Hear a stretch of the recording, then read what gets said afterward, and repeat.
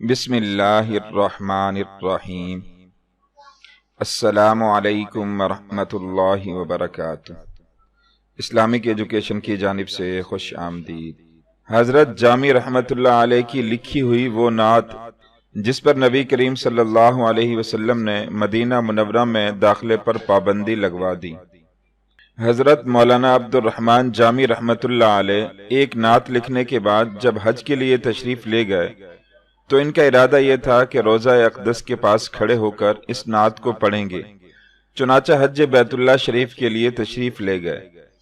جب حج بیت اللہ سے فارغ ہو کر مدینہ منورہ کی حاضری کا ارادہ کیا تو اسی رات امیر مکہ کو خواب میں نبی کریم صلی اللہ علیہ وسلم کی زیارت نصیب ہوئی، اور امیر مکہ کو آپ صلی اللہ علیہ وسلم نے ارشاد فرمایا، اس جامی کو مدینہ طیبہ کی جانب نہ آنے دینا۔ حکم سن کر امیر مکہ نے اعلان کروا دیا کہ مولانا جامی رحمۃ اللہ علیہ کی مدینہ میں داخلے پر پابندی لگا دی جائے۔ مولانا جامی رحمۃ اللہ علیہ بڑے پائے کے عاشق رسول تھے۔ ان کے دل پر عشق نبی اکرم صلی اللہ علیہ وسلم اس قدر غالب تھا کہ چھپ کر مدینہ طیبہ کی جانب چل پڑے۔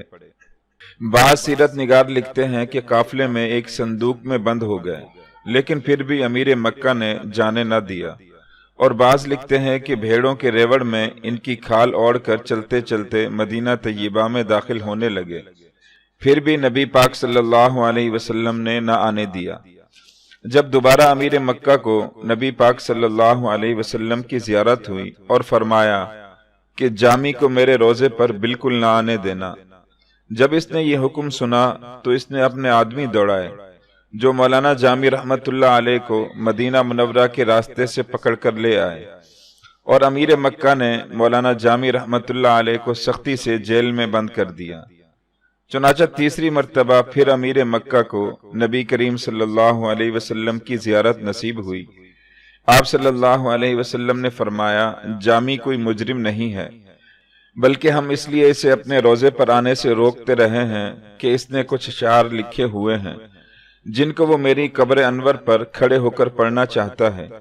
اگر یہ مدینہ طیبہ پہنچ گیا اور میری قبر انور پر حاضر ہو کر اس نے یہ اشعار پڑھ لیے تو مجھے قبر انور سے باہر نکل کر جامی سے مصافحہ کرنا پڑے گا، لہٰذا اسے ہر حال میں روکو۔